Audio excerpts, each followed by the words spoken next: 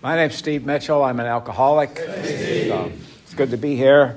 Good to be sober. See a lot of people I've known for a long time. I was at that dinner Sandy was talking about with a slug of other people that are in here tonight. We were waiting for you, Robert. You never showed up.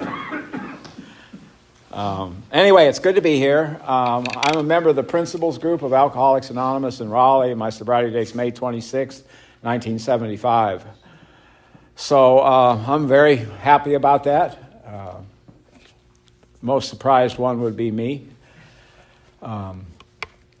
Something's happened. I don't know how this has happened. I don't think it's ever happened. We've been on a blast of speaker meetings. I've been at a speaker meeting, it seems like forever, and there's more to come.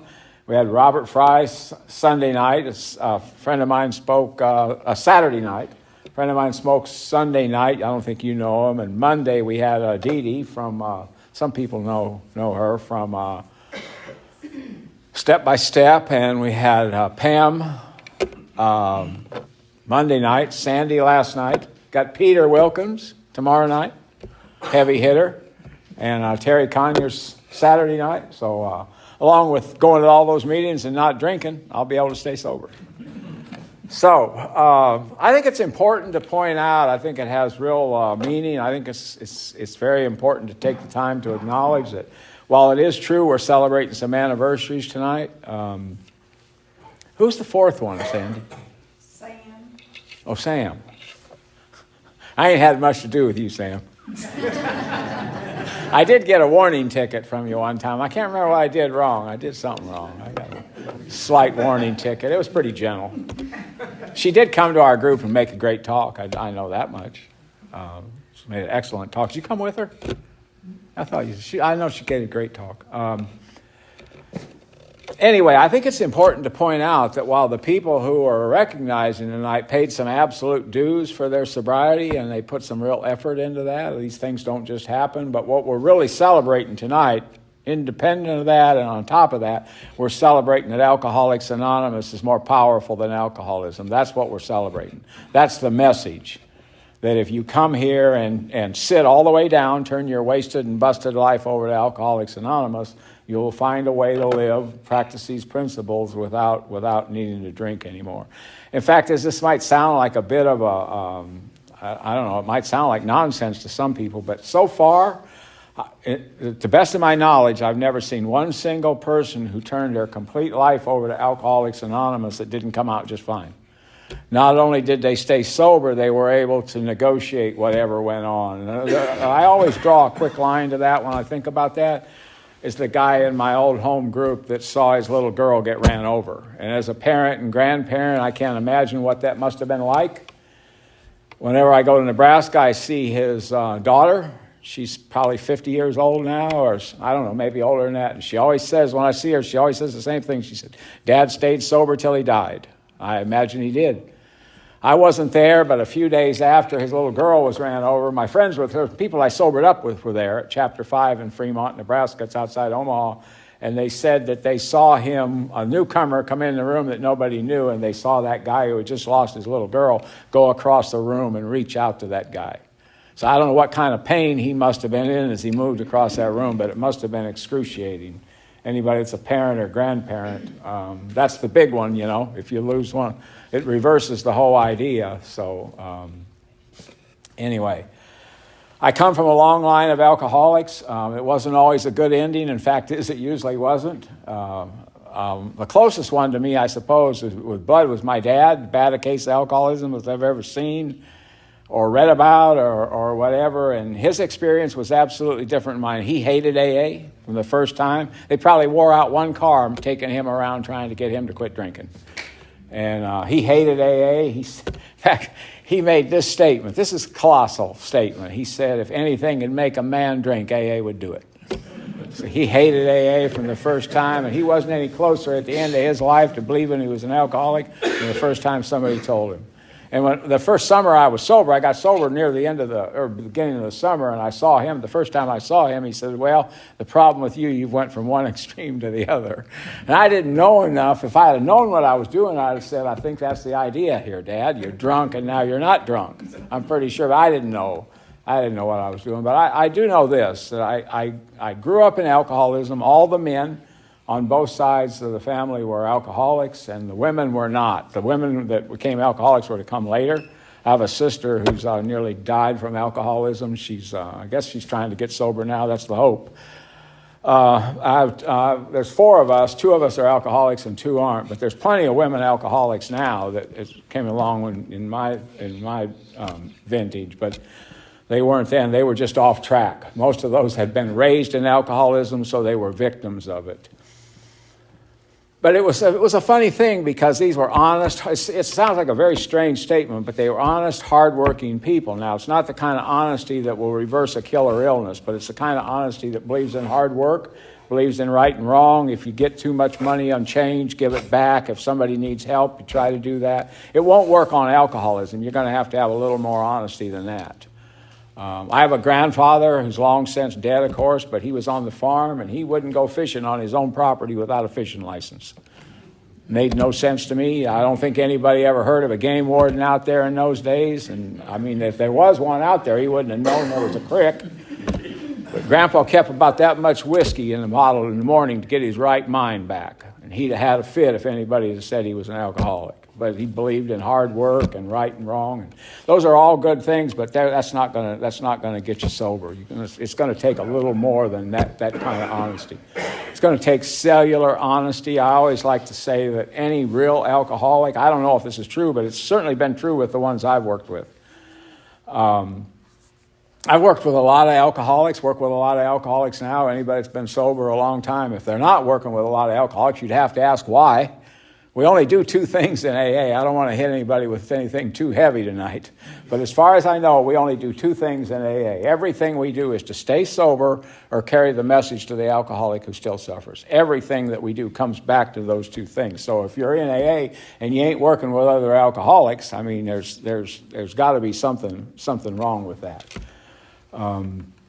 But I grew up in alcoholism, and the first thing, and you know, everybody that comes to the podium of Alcoholics Anonymous almost always says they were in trouble before they started drinking.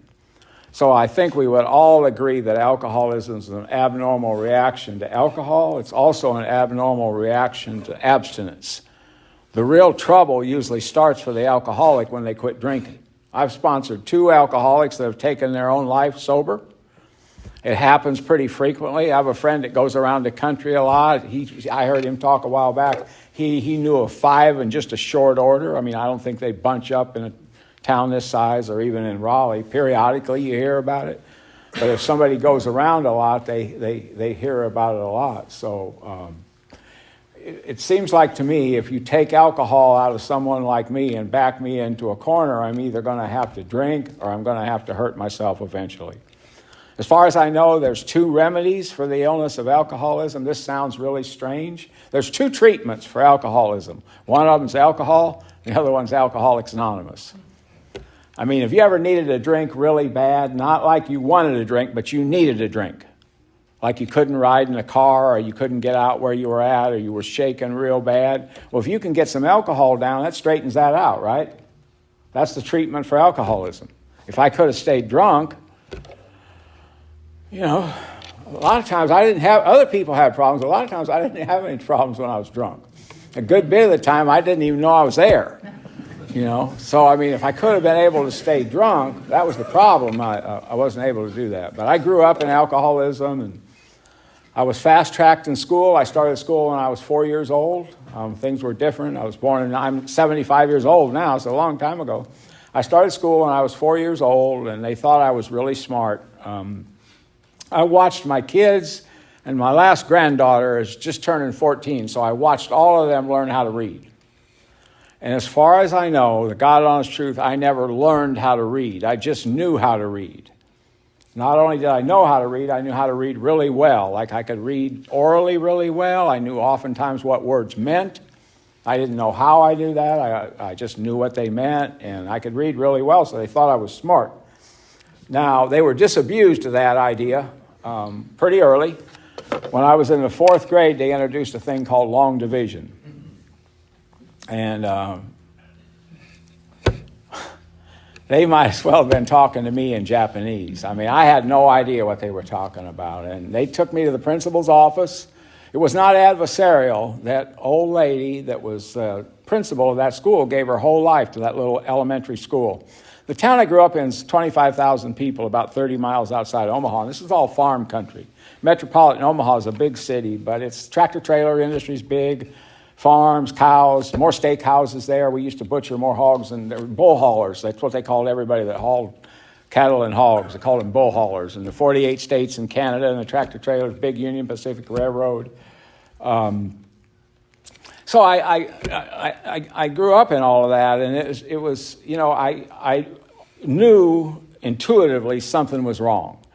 And so in the 4th grade, it was not an adversarial thing at all, but they took me to the principal's office, and they wanted to know, there was my 4th grade teacher, the principal of the school, who was a very eloquent old lady. She was honored. She gave her whole life to that little elementary school. And there was another woman in there. It was a long time ago, probably some kind of counselor. And what they wanted to know is why I wouldn't do that long division. They didn't believe I couldn't do it. I wanted to know why I wouldn't do it. I mean, it just didn't make any sense to me. I've gotten a little arrogant about it over the years. I've wondered for years now why anybody would want to know how to do it. And I'll assure you, I ended up spending most of my adult life in prison administration, so I took care of a large budget for a long time, and I never used any. You don't need long division to take care of a budget. They scare you with that budget. They act like it's like everything. People talk, the professions talk in their own language, so they think people know nobody else can do this. A big budget's like a checkbook. I mean, that's about what it amounts to. So I never used any long division, but it was confusing to me. Later, I found I couldn't read a map. I had trouble learning how to tie my shoes. I learned how to tie my shoes, but I had to memorize how to do it. And like if somebody shows me something on like a car or something, I have to memorize how to do it. It doesn't make any sense. And I just hate it. When I learned how to use the phone for directions, it revolutionized my life. I'd stop and ask somebody for directions. The first thing they'd want to do is draw you one of those little stick things. I'd look at all they're doing. I wouldn't know which way to pull off. I mean, it just didn't make it. And I hated to hear them say, you can't miss it. I've left and went past something and missed it, and then I've come back this way and missed it again. So here's what happened. I don't want to brag about this. I'm a former ping pong champion, VA psych ward, Lincoln, Nebraska. I lost one game of ping pong when I was in the, Bill Wilson used the term laughing academy, nut house. I was admitted one Saturday afternoon. And the admitting physician said to me, he said, young man, he said, you look like you could fly apart. I said, any minute. I mean, no doubt about that. But I was admitted to the psych ward, and I only lost one game of ping pong. And I immediately had my headband sent in, and from then on I stayed undefeated. So while I was in the psych ward, there was a young PhD who wasn't long of finishing his doctorate, and he told me, a lot of his studies was in right brain, left brain, and what he said was whatever was wrong with me was a very small part of my brain. And he said, as long as you stay away from anything mechanical, you'll be all right. Well, I mean, I didn't need him to tell me that. I mean, I'd been knowing that for years. I sponsored 2 contractors, and one of them swears to this day that I called him over to my house to change a light bulb. That's not true. He was already there. And it was one of those long tube-like things. And then Joey, I think Joey's been down here to speak recently, hasn't he? Joey, I broke a light bulb off. And I got a bathroom, my wife's got a bathroom. It's townhouses and condos where we live. It's a great way to live. When she started talking to me about building a new house, I said, God Almighty, I don't want to go through that again. So when she said about a townhouse, I said, that's absolutely the ticket. But I broke a light bulb off. And so I called Joey. Well, the idea is to come over and take it out, Joey. But he's trying to tell me how to do it. I finally told him, I said, Joey, I ain't reaching in there. He said, all right, I'll come over and take it out tomorrow. That was the idea. So, I mean, I can't fix anything. Now, here's what happened. I started drinking. I had gotten drunk before, but I had not gotten drunk. I had drank before, but I can track my active alcoholism from age 15 to I got sober when I was 25, almost 26 years old. So alcohol did a lot. It was magic. I just listened to Sandy tell about her first drink, and she didn't have that experience, or that magical experience. I'll assure you, when that kicked in on me, it was a magical experience. And I can explain pretty easy. One of my daughters just was at the thing with the night everybody came out there. One of my daughters was there with my son-in-law. When I made a talk, and my daughter said I should have left this story out. I saw her put her head down when I told it. I'm going to tell the story. Sandy likes the story. I can explain. There's a place in the book Alcoholics Anonymous that says most of us have to be pretty badly mangled before we quit drinking, right? I can tell you why. I can tell you why in a story. It's just a story. If you take exception to it, I don't know what to tell you. It's just a story. I think it's a funny story. But I'm a 15-year-old snot-nosed kid, and I'm a bellboy at a place called the Pathfinder Hotel. Now, I had access to as much alcohol as I could steal. I had keys to where it was all kept. It's a great big room, half as big as this room, full of beer and whiskey and all kinds of booze. Had keys to it. And I used to drive that old crank elevator. There's some pretty old people in here, the ones you twisted. Now you just push a button. But I was a bellboy. Now, when I was a 15-year-old kid, it wouldn't be fair to say I didn't have any experience with girls. I'd made a couple runs past those little neighborhood girls. My age group, I think I even went up to age 16, moving up. But here's what happened. This woman came in. She said that she came in from the farm to look for a job. She said she was 18. Now, I don't know how old she was, but it had been a long time since she'd seen 18. Now, I don't think they had that word cougar then, but they had the thing. Well, here's what I can tell you. In my day, they wanted you to get your little girlfriend and then go over and meet her parents. Somebody's got to take you to the school function or the game or the movie or whatever it is, or you have to walk. There has to be some kind of little arrangement made. You're supposed to meet the parents. I wasn't doing that now. That's out. Even on promises of favor, that's out. That's not going to happen. Well, here's what happened. Now, I couldn't get through my own name in an introduction at that time. So, they tried to do those little skits in school where they have you dance and everything. I absolutely was froze up against that wall. I was observing things. I was thinking what I might like to do, but I wasn't going to try it under those conditions. Well, anyway, here's what happened. So this woman came in from the farm. I don't know how old she was, but it had been a long time since she'd seen 18. Now, here's what I know. Here's what happened. So I stole a lot of alcohol, took it up to her room after my shift, and if you have I can't get through my own name with an introduction, and now I end up in bed with a full-grown woman. It ain't likely that I'm going to give up drinking very easy. Come on, give me a little sense here. It says that we could have quit. Most of us could have quit. Bill Wilson says that. The problem is none of us wanted to. Well, why would you quit when something like that happens? Here you are on lockjaw, and now you're in bed with a full-grown woman, and you're thinking, I'm not going to do this again? That don't make sense. Room temperature IQ would get you past that. So anyway, my drinking it took off, and I was in trouble with my drinking right from the very beginning. I went off in the military. I was barely old enough to get in there. A very dishonest recruiter. Took a fistful of money. It wasn't that much. It seemed like a lot of money in that time, and I don't know what they did with all the paperwork, but off I went. Now, I cheated to get on the test. I just told you I can't fix anything. If I get a flat tire, there's people in. Robert Fry swears that he changed a flat tire for me. I don't know if he did or not. I know he's more mechanical than me, but he's not much. As he will say from this podium, his wife I know his wife. I was at the wedding. His wife brought the tools to the marriage, which is true. She works on the equipment, but he is more advanced than me. I don't know if he changed the tire or not, but I do know if I get a flat tire, I'm down until somebody gets there. I do know that. So anyway, I go off into the military, and even though, I'm barely old enough to get in, and I went in the Air Force, so a lot of those guys are coming from college. So I aced boot camp. I couldn't fold anything or do any of that stuff, but I could run forever. The president's physical fitness test, I think you had to do 100 sit-ups in a very short period of time, and I could swim forever, I could run, I could do all that obstacle stuff. So I get paperwork at the end of basic training, said they're sending me to Wichita Falls, Texas to work on airplanes. Now, this is serious.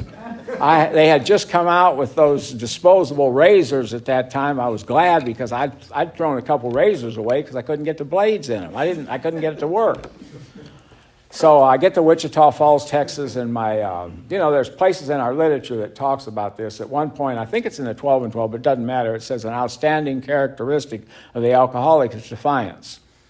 They had a talk with us. It doesn't make much sense to think about this, but they had us gathered together, and they said, this weekend, you guys will be allowed to go downtown Wichita Falls, Texas, anywhere you want, with one exception. You can't go on to Flood Street.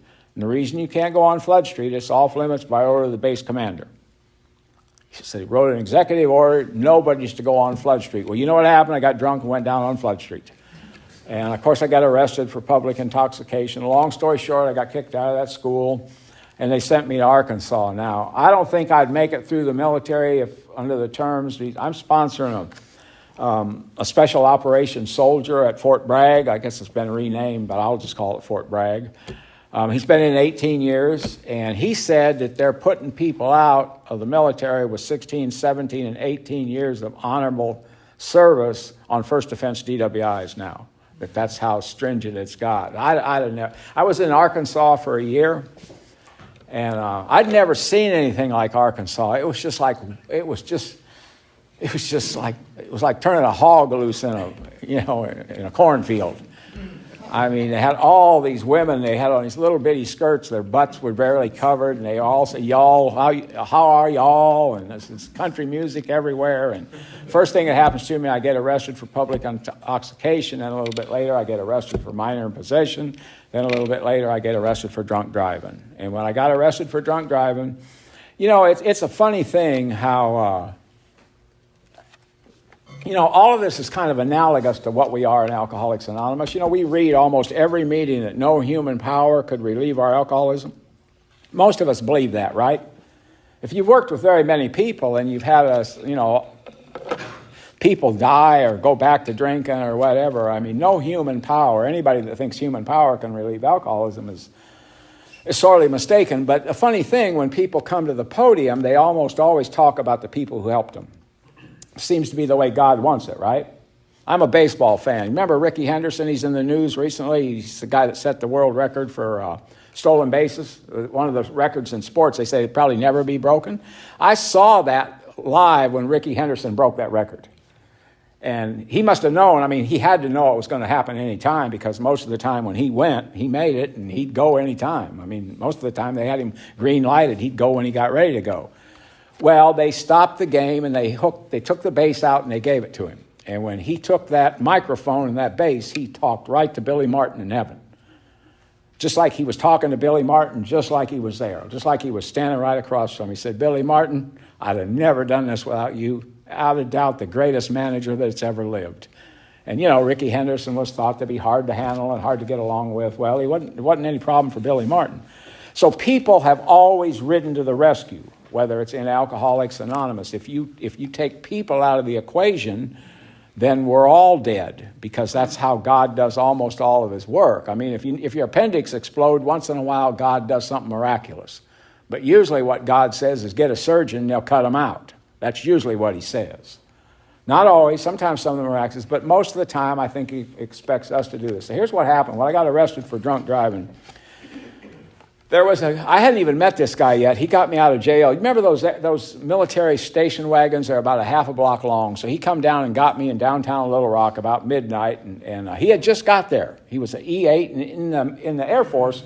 In the Army and the Marine Corps, E8's a rank. In the Air Force, it's a job. It's not a rank. There's a number of people that have different ranks that are in that job. But he was a brand new first sergeant. He was an E8, which meant he'd been in the military 28 years. It was his last assignment. I don't know how this happened, but when we got back, he didn't rant or rave. He didn't do anything that night. The only thing I can remember, I was starting to sober up by the time he got me out of jail. He said that I hate to have to meet you under these conditions.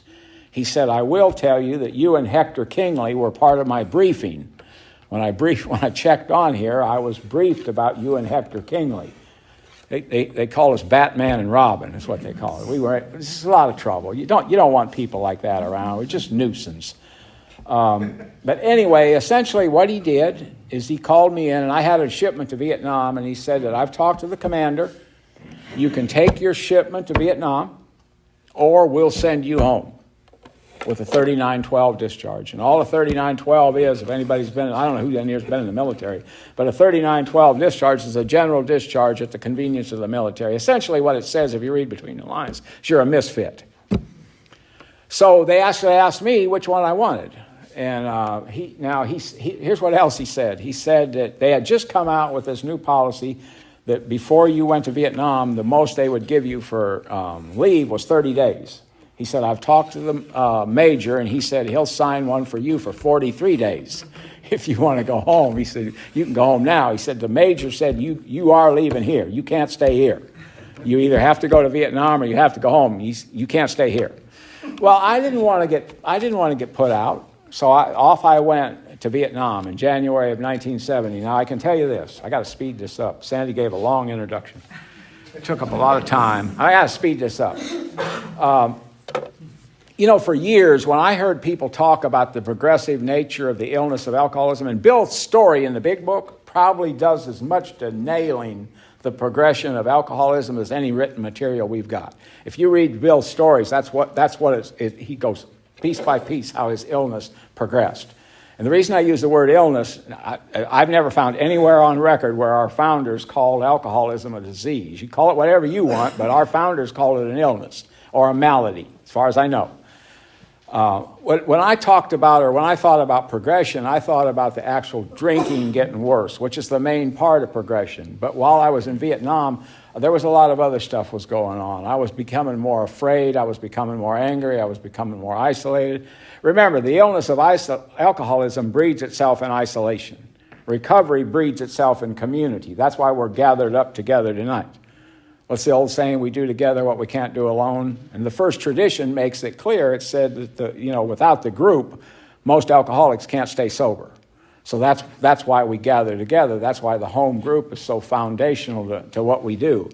But anyway, by the time I came back from Vietnam, my alcoholism is very progressed now. I don't know if the loneliness of alcoholism is worse than other kinds of loneliness, but it's different because it ain't got nothing to do with the proximity of people. You can be alone in a crowd. You can be alone in my old sponsor used to talk about being alone in bed with his wife, that he had screwed up things one more time and he'd lay in bed with his wife with their legs touching, both of them stiff as a board, not being able to say anything because he'd been drunk and ruined things one more time. So the loneliness of alcoholism is very loud. So by the time I came back from Vietnam, I'm in bad shape with my alcoholism. I'm in bad shape. Sometimes I'm vomiting blood. It's not regular yet. It's not all the time yet, like it was going to come to later. But sometimes I'm vomiting blood. I have these horrible cramps. So what happens is I come back to the United States and I get stationed in Spokane, Washington. Now, I came back to America after I'd been in the military 2.5 years. I was the same rank I was when I'd been in the military 6 weeks. So I ain't making much progress. I rode a lot of different methods of transportation in Vietnam. I rode in a freezer of a Korean ice cream truck one time to get some booze. I rode in a Vietnamese garbage truck. I rode about every vehicle there was. One time I was hitchhiking in Vietnam and a convoy of 173rd Airborne picked me up. So I jumped on a deuce and a half with them, and you can't get through the checkpoint. I mean, I got an Air Force shirt on, so a guy just threw me a 173rd Airborne coat. I put it on, went right on through with the rest of them. Just the whole thing was insane. So here's what happened. I get to Spokane, Washington, and I came back to America in January of 1971. So I was there 1 year to the day. In March of 1971, I'm stationed in Spokane, Washington. My alcoholism is very progressed now. I'm out of control. My thinking is way off. I'm in very bad shape. Because of alcoholism and just because of the way I'm living and off track, and I'm not going to take a fifth step up here, but it's just bad news. I was mostly a good bit responsible for the death of another person. Now, it wouldn't be honest or fair to say that didn't bother me, but it didn't bother me like it was going to come to later. I think one thing we all learn in the spiritual life is whatever you send out comes back. What did the wise man say? You send out trash, trash comes back. You send out love, love comes back. The more something's slammed down, the more vile it is when it comes up. So, I mean, you can't outplumb spiritual laws. Spiritual laws, in my experience, are absolutely the same as physical laws. They're just harder to see. And most alcoholics never see them. But it is true that, I used to think if I was doing something I wasn't supposed to do, there wasn't any penalty unless I got caught. I don't think that's true anymore. I think the act itself, it doesn't mean it's going to come back to me the same way, but there's no free lunches. So I was involved, I'll just leave it at this, I was involved with some people that were outside the long arm of the law. My plan was to get out of the military and then fall in full-time with them. And I've always been grateful that I was too far gone by the time I got out of the military. By the time I got back to the state of Washington, I was a responsibly recovered member of Alcoholics Anonymous. And there was a very kind doctor. Amy's here, so she knows about all this stuff. Amy's been in the military. She's not here tonight, but everybody knows about the power that chaplains have. Reed's been in the military. Everybody knows that chaplains have a lot of power. Medical doctors have a lot of power, too. They have a lot of rank, but they have a lot of power.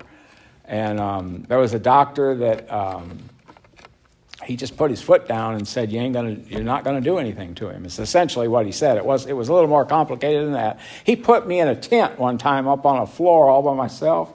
People were scared to come up there. They thought I was toxic. I'm just up there drunk trying to sober up. I'm in a tent. They thought I had some kind of disease.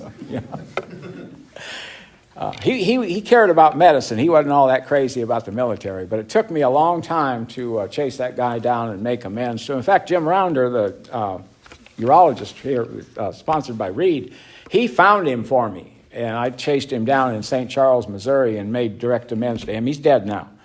But had it not been for him, I was dead to rights, gone from the military, and he just put his foot down. And he actually called the legal office and said, I'm sending a young man over there. I want him to get special attention. It's essentially what he said, and I did get special attention. In fact, the captain who took my case said that they might, if we go to court, he said, they probably are going to convict you, but I'll tell you one thing, Sergeant Davis doesn't ever have to worry about being promoted again when we get done. Well, they're not supposed to be telling me that kind of stuff. That's like an insider information. So a lot of stuff happened that shouldn't happen, and in August of 1972, my 4 years to the day was up, and they let me out of the military. Now, I wasn't anymore, I was in bad shape. In fact, 6 months after I got out of the military, I was essentially homeless. Now, I wasn't homeless every day. I'd come up for air. But from the time I got out of the military in August of 1972 till I came to AA to stay in May 26th of 1975, I worked 6 weeks. So that's almost 3 years of pretty lean time. I had 1 year I made $82. I had my favorite granddaughter, maybe my favorite human. I shouldn't say that. I had lunch with her today, but we were leaving Olive Garden. She's 16. We were leaving Olive Garden a while back, and I think the bill was like $42 or something. She said, hey, Grandpa, this is half of what you earned that 1 year. Well, it was. So anyway, here's what happened. Peter asked me to make sure I went into Bill's bar. I'm going to try to get in and out of there quick. A guy Robert sponsors had my sister send him a picture of Bill and Phyllis. They're long dead now, but there was a bar in Nebraska. There's bars in Nebraska. I don't know this. I've never tried to count this, but I would say there's probably 15 or 20 bars in Nebraska to every bar in North Carolina. I'm going to Nebraska in a couple weeks, and I have a sister and brother-in-law that live in a town of less than 300 people. There's 3 bars in that town. There's bars everywhere. I sobered up on Main Street in Fremont, Nebraska. There's a bar on both sides. Right down the street, on the other side of the street, is a place called Bill's Bar. Have you ever seen one of those bars where everybody in there should be in AA? You ever seen a bar like that? I mean, you could have literally backed the farm truck up to Bill's and put everybody in there. You wouldn't have missed a person. People that worked in there were drunk. We had a guy in there, and Bill had bought that. Bill had made his fortune in the garbage and septic tank business, and he bought a bar as a toy for his drunken wife, Phyllis. We had a guy named Vibrator Hartman. Vibrator got drunk one New Year's Eve and burned up in a fire. We had a guy named Rodney Montani. Rodney got in a fight with a guy in a wheelchair and tipped him over. The way Rodney described it, he said, he hit me a good one, but I tipped him over before they got me out of there. And you know how people get loud when they get drunk? The drunker Rodney would get, the quieter he would get, and eventually his lips would move, but no words would come out. We had a guy named Leonard Larson. Leonard had no neck. His head sat right on his shoulders. And what Leonard would do is he'd crawl around on his hands and knees and lift bar stools to perform feats of strength. But the two most colorful guys, they showed up at about the same time I got out of the military, two brothers named Billy and Tommy Walker. Now, I'm a beer drinker at that time in 1972, but I'll drink anything. But I could literally drink beer for like 24 hours. I could remember things. I'd be drunk. I couldn't have passed a test or anything, but I could drive a car. I could talk to people. But you let me take one drink of whiskey, one drink of Mad Dog, I just never remember. So when the Walker boys, they got there about the same time I did. I walked in from the military. My dad was setting up at the bar, some other people I knew, and it wasn't long, I don't know, it was in that first couple days that the Walker boys showed up. Well, Billy Walker drank dry gin and chased it with squirt. It's just a kind of soda. Tommy Walker drank bar whiskey and chased it with water. Well, I'm a beer drinker at that time, but I started drinking that gin. Now, this is the kind of brains you had in Bill's bar at that time. This is what Billy Walker told me. He said, the way we're drinking this gin, he said, you always get the gin in a shot glass, and then you get the chaser squirt. And as soon as you drink the gin down, swallow it, but don't breathe.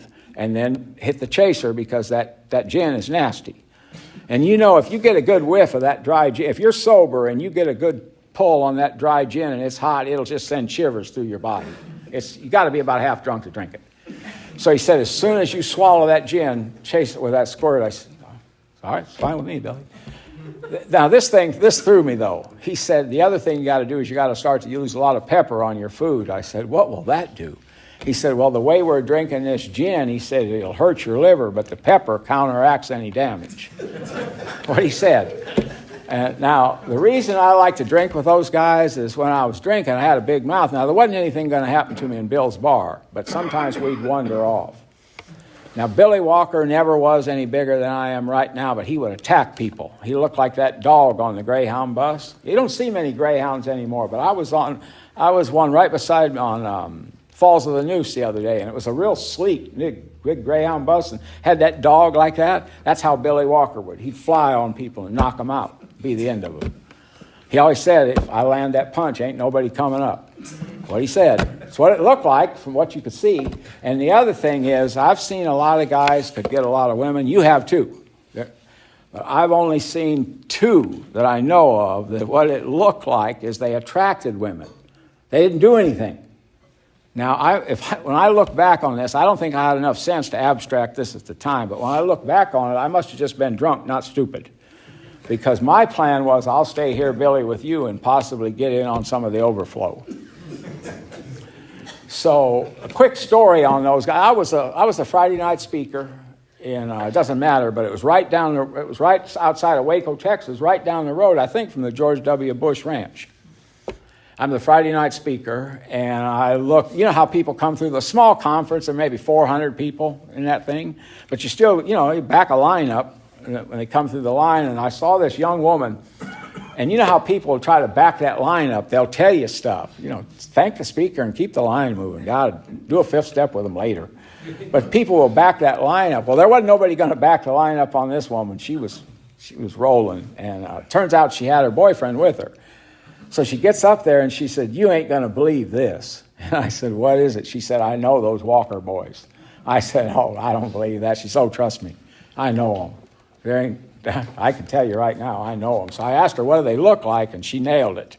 And the other thing, I believe she knew him because she said Billy was the one jumping on people, but she said, Billy would just whip you. Tommy would cut you or shoot you. I said, well, that's absolutely the truth.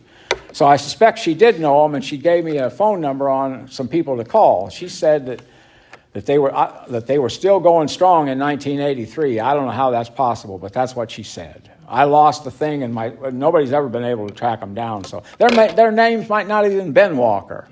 I mean, the bar's not exactly about honesty, right? You're in there about midnight talking to another doctor or airline pilot, that you met last night. So anyway, in Bill's bar, Thanksgiving season. What time is it? I can't see that thing. 10 till? Thanksgiving season, 1974, right now, this time of the year, 1974. I'm in Bill's bar, and I'm in there. There's a bunch of us in there drunk, and there was a lady and her boyfriend in there. And they invited another guy and I to their house for Thanksgiving dinner. I'd been in a terrible tractor-trailer accident with this other guy that they invited. I was in the sleeper when the trailer came around and jackknifed right above where my head was. I slept through the whole thing. Nobody knew I was there, including me.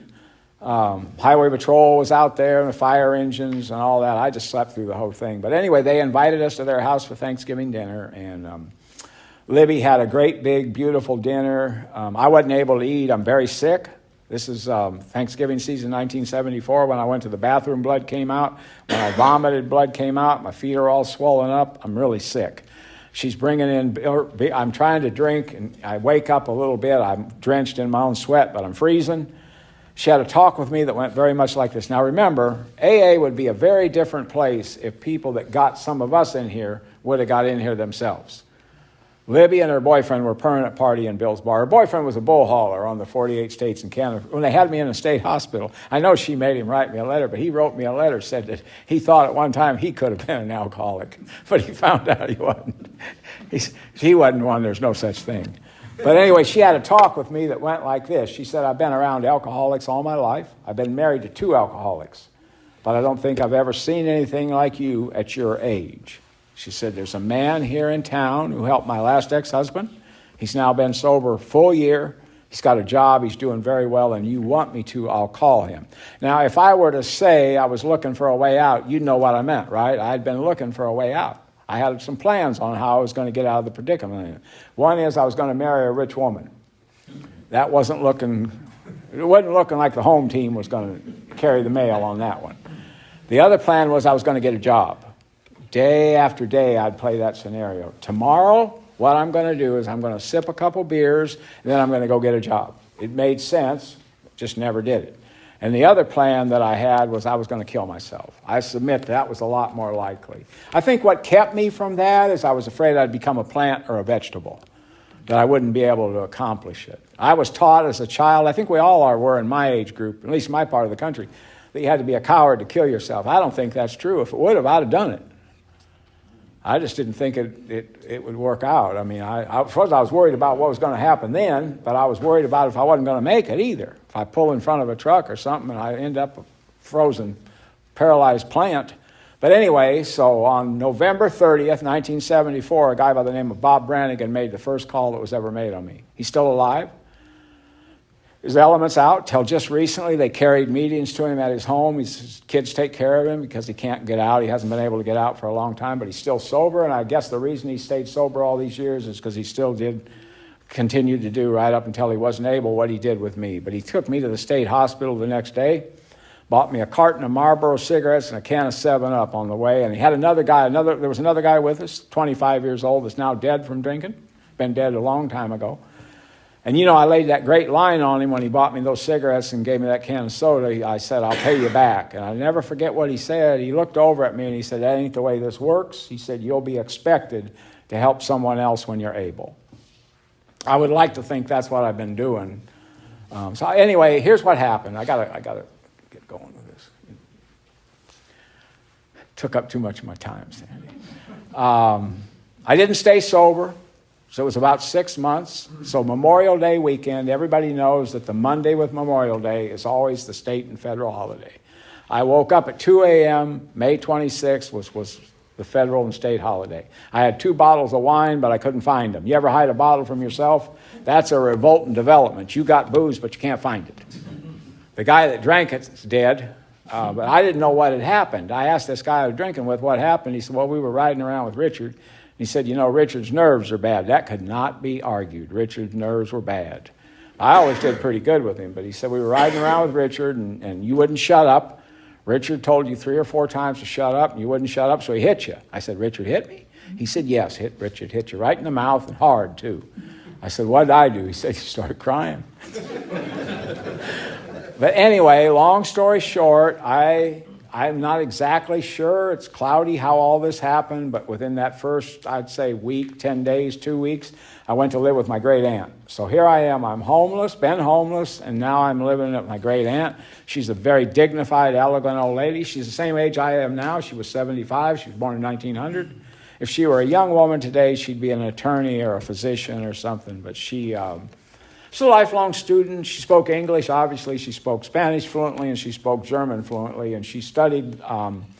She studied words. She'd be tearing up the internet and all that stuff. But she had this giant dictionary because she was interested in. I think she called it word derivative, how words come together. So she studied Latin to learn that kind of stuff. And so she said, I have someone in mind who will take you to AA if you will go. And I began to go to AA meetings, and my life has never been the same. I've been very grateful that I sobered up under people who really understood Alcoholics Anonymous.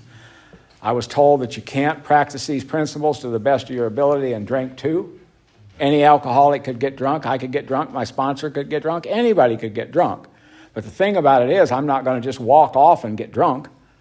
That's why our literature repeatedly uses the word, check it out, all of our literature that came from our founders uses the term recovered. We've recovered from a seemingly hopeless state of mind and body, and at one point they say it's not seemingly hopeless, they call it a hopeless state of mind and body. So what happened is prior to that, the treatment for alcoholism was alcohol. So when Alcoholics Anonymous came along, it's a way of life, if practiced as a way of life, becomes more powerful than the illness of alcoholism. So if I were to drink, the first thing I have to do is I have to get away from you.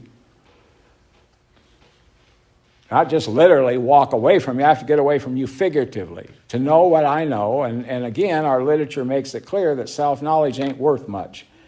I'll just go out on a limb here. There's probably not a person in this room doesn't have all the information that we need to solve whatever our problem is, whatever it is in our life.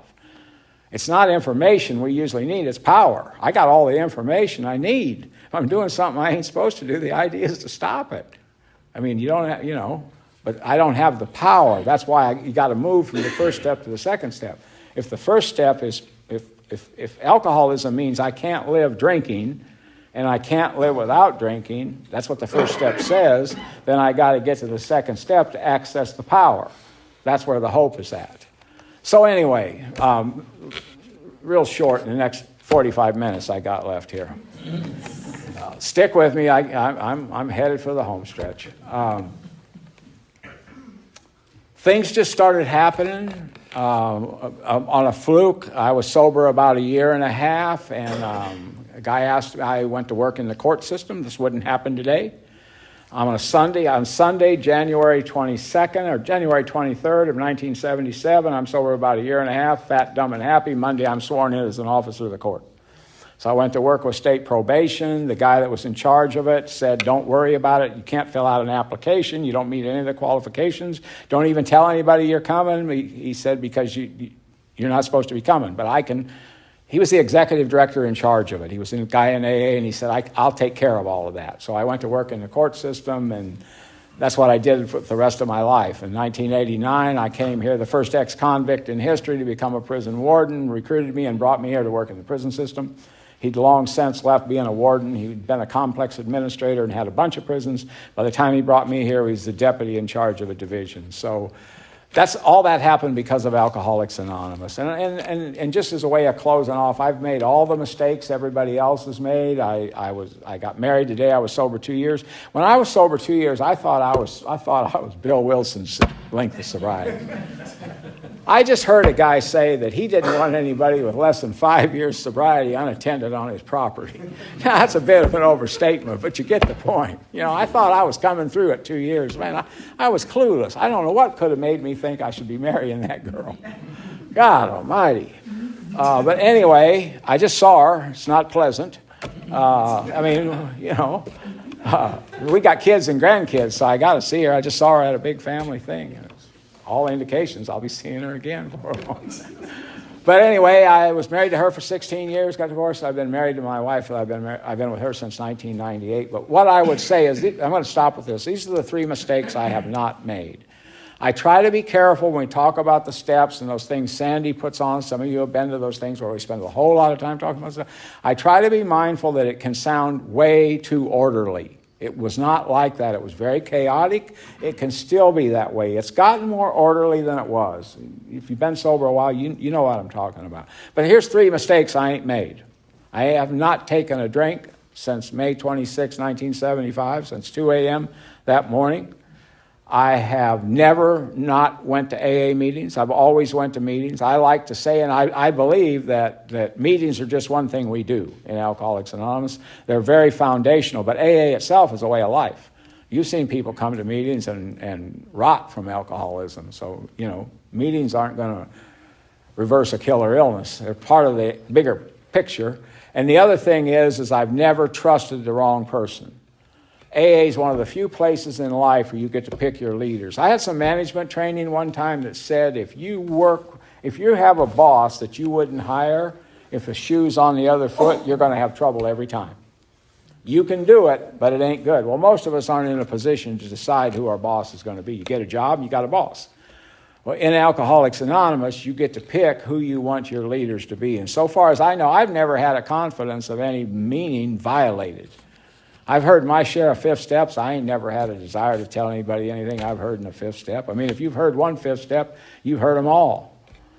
Same song, different verse. There's only so many ways to kill people, so many ways to take people's stuff. They're violation of God, man, and creatures. So anyway, I appreciate being here tonight. Now listen, if anybody doesn't like the way this medallion stuff goes, none of this is up to me. I'm taking orders on how to do this. It's not my idea. Reed had to pack in the medallions, and Lynn gave Mike McCourt. So I've never given anybody a medallion that I bought anywhere. So just saying. So thank you for listening. Anybody that's tried to do much talking knows you can't talk into people who don't participate with you through listening. So it's one of the kindest things we do. We listen to each other. Thanks.